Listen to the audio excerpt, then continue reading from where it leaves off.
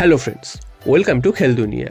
গতকাল চেন্নাইয়ের বিরুদ্ধে সহজ ম্যাচ মাঠে ফেলে আসার পর স্বভাবতই ক্ষুব্ধ মোহনবাগান সমর্থকরা। তো কালকের ম্যাচটা যেভাবে মোহনবাগান পয়েন্ট নষ্ট করেছে সেটা কিন্তু একদমই ভালোভাবে নেয়নি সমর্থকরা। তবে মোহনবাগান পয়েন্ট নষ্ট করলে কী হবে, মোহনবাগানকে সুবিধা করে দেওয়ার জন্য কিন্তু বাকি দলগুলো রয়েছে। আজকের খেলা ছিল বেঙ্গালুরু এফসির সাথে ওড়িশা এফসির ম্যাচ। তো সেই ম্যাচে বেঙ্গালুরু এফসি কিন্তু প্রথমেই 2-0 গোলে এগিয়ে যায়, অর্থাৎ 13 মিনিটের মধ্যে তারা 2 গোলে এগিয়ে যায়। তারপর কিন্তু মনে হয়েছিল বেঙ্গালুরু এফসি অনেকদিন পর আজকে জ্বলে উঠেছে এবং তারা যে কোনোভাবে ম্যাচটা জিতে বেরিয়ে যাবে এবং মোহনবাগানের সাথে পয়েন্টের ব্যবধানটা তারা কমিয়ে আনতে পারবে। কিন্তু না, 26 মিনিটের মাথায় তারা একটা রেড কার্ড দেখে, সেখান থেকে তারপর কিন্তু পরপর দুটো পেনাল্টি উড়িষ্যা পায়। প্রথমতেই 2-2 করে ফেলে উড়িষ্যা এফসি এবং দ্বিতীয়ার্ধের শুরুতে আরেকটা গোল চাপিয়ে দেয় এবং 3-2 ফলে কিন্তু উড়িষ্যা ম্যাচটা জিতে নেয়। তো বুঝতেই পারছো এই 3-2 ফলে উড়িষ্যা ম্যাচটা জিতে নেওয়াতে কার আখেরে লাভ হয়েছে, কিন্তু মোহনবাগানেরই।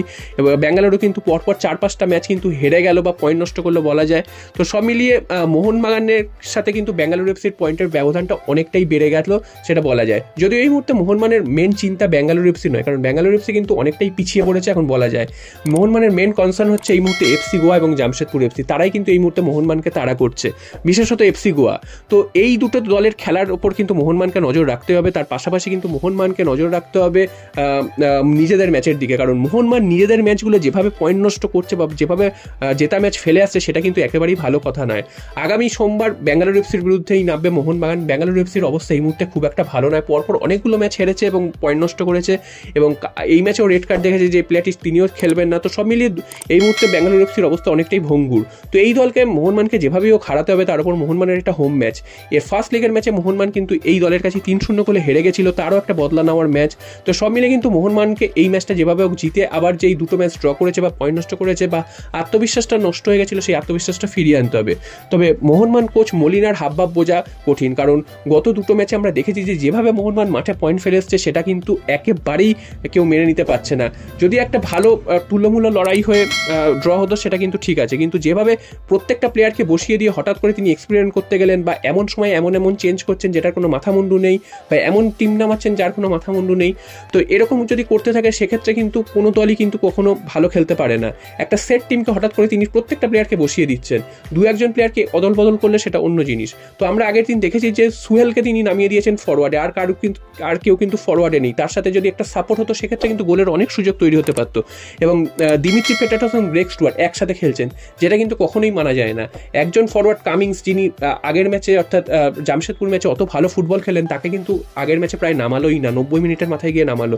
তো সব মিলে কিন্তু তার স্ট্র্যাটেজির কোনো মাথামুন্ডু নেই। লিস্টান কোলাস ও মনবীর সিংকে এমন একটা সময় নামালো, তাদের কিন্তু তখন কিছু করার নেই। যদিও তাদের নিয়ে সমালোচনা ছিল, তারা গোল মিস করছিল, তবুও তাদেরকে যদি আরও আগে নামানো যেত তাহলে কিন্তু খেলাটা কিন্তু আরেকটু অন্যরকম হতে পারতো।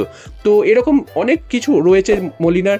তো তিনি কোথা থেকে কোচিং করিয়ে এসেছেন বা তার কোচিং স্ট্র্যাটেজি কী সেটা কিন্তু কেউ বুঝতে পারছেন। এবং সবথেকে অবাক করা বিষয় যে গতকাল যেভাবে মোহনবাগান পয়েন্টটা ফেলে এলো সেটা দেখে মনে হচ্ছিল যেন ইচ্ছাকৃতভাবে মোহনবাগান পয়েন্ট নষ্ট করতে নেমেছে। যদিও অন্যান্য দলগুলোর সাথে ডিফারেন্স অনেকটাই মোহনবাগানের রয়েছে এই মুহূর্তে, তবে যেভাবে পরপর দুটো ম্যাচে পয়েন্ট নষ্ট করলো সেক্ষেত্রে কিন্তু গোয়ার সাথে ডিফারেন্সটা অনেকটাই কমে আসবে। গোয়া যদি এর পরের ম্যাচটা জিতে যায় সেক্ষেত্রে মোহনবাগানের সাথে গোয়ার ডিফারেন্স হয়ে যাবে 4 পয়েন্টের। তো সেটা মোহনবাগানের প্রতি আবার কিন্তু গোয়া এবং জামশেদপুর অনেকটাই কিন্তু কাছাকাছি চলে আসবে এবং মোহনবাগানকে তাড়া করা শুরু করবে, যেটা কিন্তু মোহনবাগান অনেকটাই এগিয়ে গেছিলো এবং লিগটা কিন্তু প্রায় নিজেদের হাতের মুঠোয় নিয়ে যাচ্ছিল। তো সেখান থেকে লিগটা কিন্তু আবার ওপেন হয়ে গেছে এবং এরকম যদি চলতে থাকে তাহলে কিন্তু সেই শেষ ম্যাচ অবধি যাবে এবং শেষ ম্যাচে গিয়ে লিগ ডিসাইড হবে, যেটা কিন্তু গত বছর হয়েছিল। তো কোনো দলই চাইবে না যে শেষ ম্যাচ অবধি লিগটা যাক বা শেষ ম্যাচে গিয়ে লিগ ডিসাইড হোক। তো মলিনা এবার কি তার স্ট্র্যাটেজি কী এবং বেঙ্গালুরু এফসি ম্যাচটা তিনি কীভাবে খেলাবেন সেটাই কিন্তু সবথেকে বড় বিষয়। কারণ মোহনবাগান খুব কঠিন ম্যাচ হয়তো জিতে গেছে একক দক্ষতায়, অনেক প্লেয়ারের একক দক্ষতায়, তখন কিন্তু কোনো সমালোচনা হয়নি।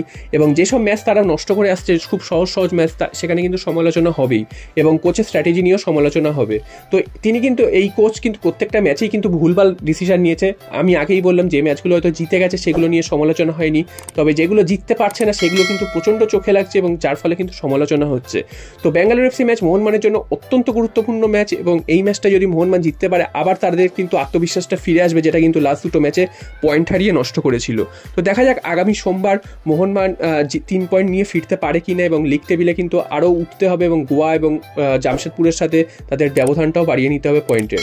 তো এটা দেখা যাক কী করে সোমবার বেঙ্গালুরু এফসির বিরুদ্ধে।